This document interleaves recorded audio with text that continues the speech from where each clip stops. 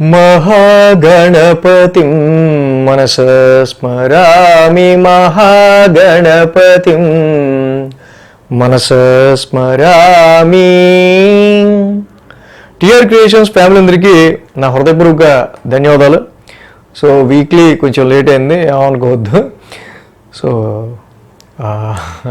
యాక్చువల్గా దసరా నవరాత్రులు అమ్మవారికి సేవ చేసుకుంటా కొంచెం అసలు బిజీలో పడిపోయి 10 రోజులు అలా నడిచిందో కూడా తెలియదు. కొంచెం చాలా బిజీగా గడిపోయింది అమ్మవారి సేవలో. అలాగే అసలు వీక్లీ అన్న సంగతి కూడా నేను కొంచెం మర్చిపోయాను జనరల్గా.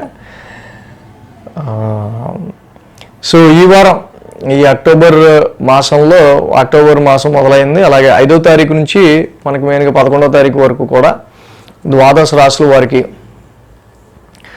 రాశి ఫలాలు ఏ విధంగా ఉన్నాయండి అనేది చూద్దాం. ఈ వారం మనం చూస్తే కనుక మేజర్ ట్రాన్సిటల్ చేంజెస్లో బుధుడు తులారాశిలోకి మారడం మనం గమనించవచ్చు ఇక్కడ. అదేవిధంగా ఇక్కడ శుక్రుడు కూడా గురువారం నుంచి నీచ స్థానంలోకి వస్తున్నారు. శుక్రుడు కూడా నీచ స్థానంలోకి వస్తున్నారు. ఇక అలాగే ఈ రాశికి సంబంధించి మేజర్గా మనం చూస్తే కనుక కుంభం, మీనం, మేషం, వృషభం. సో ఈ రాశుల మీదుగా చంద్రుని యొక్క సంచారం ఉంది మెయిన్గా ఇక్కడ. కాబట్టి ఈ మనం మెయిన్గా చూసినట్టే కనుక చంద్రుని యొక్క సంచారం కుంభం, మీనం, మేషం, వృషభం 4 రాశుల మీదుగా ఉంది. ఇక శని రవుల సంసప్తం వాళ్ళు జరుగుతూ ఉంది. ఇది మేజర్గా మనం తీసుకోవాల్సిన విషయం. గురువు గారు మిథున రాశిలో ఉన్నారు, సింహరాశిలో కేతువు, అలాగే కన్యారాశిలో రవి, శుక్రుల యొక్క సంచారం, తులారాశిలో కుజ, బుధుల యొక్క సంచారం నడుస్తూ ఉంది. రాహు కుంభరాశిలో ఉన్నారు, శని మీన రాశిలో సంచారంలో ఉన్నారు. మొత్తంగా ఈ విధమైన గ్రహస్థితి ఆధారంగా ద్వాదశ రాశుల వారికి సంబంధించి రాశి ఫలాలు ఏ విధంగా ఉండబోతున్నాయి ఏంటి ఈ వారం అనేది చూద్దాం మనం.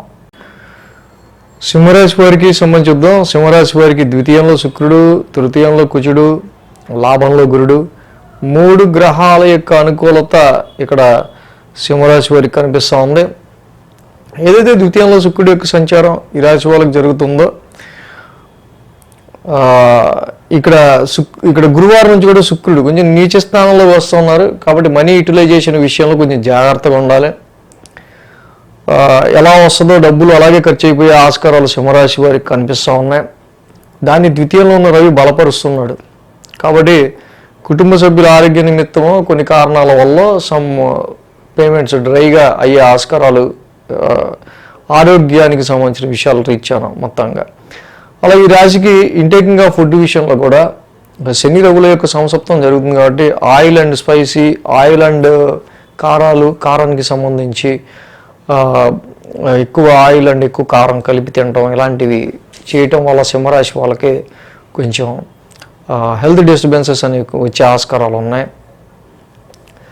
7, 8, 9, 10 స్థానాల మీద చంద్రుని యొక్క సంచారం ఉంది. కాబట్టి ఇక్కడ మెయిన్గా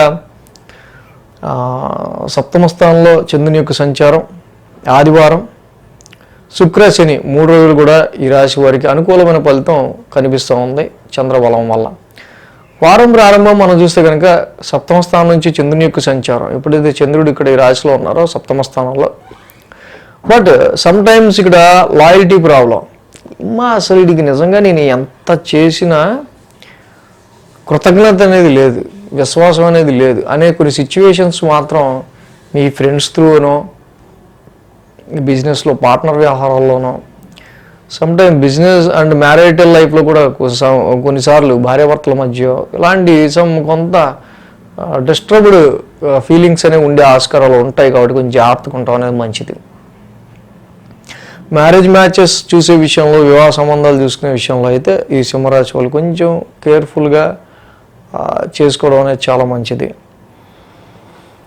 సోమ మంగళవారాల్లో ఈ రాశి వాళ్ళకి సంబంధించి చూస్తే అష్టమ స్థానంలో చంద్రుని యొక్క సంచారం ఆల్రెడీ. ఈ రాశికి వ్యాపారంలో తీసుకునే నిర్ణయాల విషయంలో కొంచెం జాగ్రత్త, కేర్ తీసుకోవడం అనేది మంచిది. అన్నెసరీ లోన్స్ వల్ల అనవసరంగా ఆర్థిక భారం నెత్తిమీద పడే ఆస్కారాలు ఎక్కువ ఉంటాయి. ఆరోగ్యాన్ని కాపాడుకోవాల్సిన అవసరం కూడా సింహరాశి వారికి కనిపిస్తుంది నేను ఇందా చెప్పినట్టు. బుధ, గురువారాల్లో చూస్తే ఈ రాశికి సంబంధించి భాగ్యస్థానంలో చంద్రుని యొక్క సంచారం. సో ఆ రాశి అధిపతి కుజుడు వీళ్ళకి తృతీయంలో ఉన్నాడు.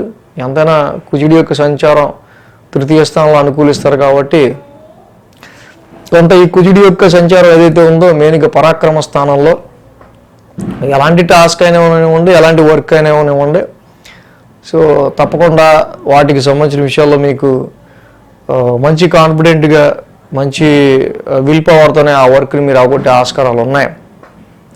శుక్ర శనివారాల్లో మనం చూసినట్టయితే కనుక వారాంతానికి లాభస్థానంలో చంద్రుని యొక్క సంచారం మనకి ఇక్కడ కనిపిస్తూ ఉంది. రాశి వాళ్ళ దశమ స్థానంలో చంద్రుని యొక్క సంచారం ఉంది. సో ఇందాక మనం చెప్పుకున్నట్టు ఆ రాశ్యాధిపతి శుక్రుడు కూడా నీచ రాశిలో సంచారంలో ఉంటూ ఉన్నారు. కొన్ని ఫ్యామిలీ రిలేటెడ్ ఇష్యూస్ కానీ ఫ్యామిలీ రిలేటెడ్ ఇష్యూస్ రీచ్ కావచ్చు. కొన్నిసార్లు జాబులు ఫోకస్ చేయలేకపోవడం అనేది ఎక్కువ కనిపిస్తూ ఉంది ఈ రాశి వాళ్ళకి. కాబట్టి ప్రొఫెషనల్ పరంగా కొంచెం మనకి మనీ నీడ్ అనుకున్న వాళ్ళు ప్రొఫెషన్ని మాత్రం నెగ్లెక్ట్ చేయకుండా ఉండకపోవడం మంచిది ఈ రాశికి సంబంధించి, అది గుర్తుపెట్టుకోవాలి. సింహరాశి వారికి మెయిన్ అష్టమ శని ప్రాబ్లం, నీలాంజన సమాభాసం చదువుకోవడం, ప్రతి శనివారం శనికి తైలాభిషేకం చేసుకోవటం, శని రవుల సంసప్తం ఆల్రెడీ జరుగుతూ ఉంది ఈ రాశి వాళ్ళకి సంబంధించి.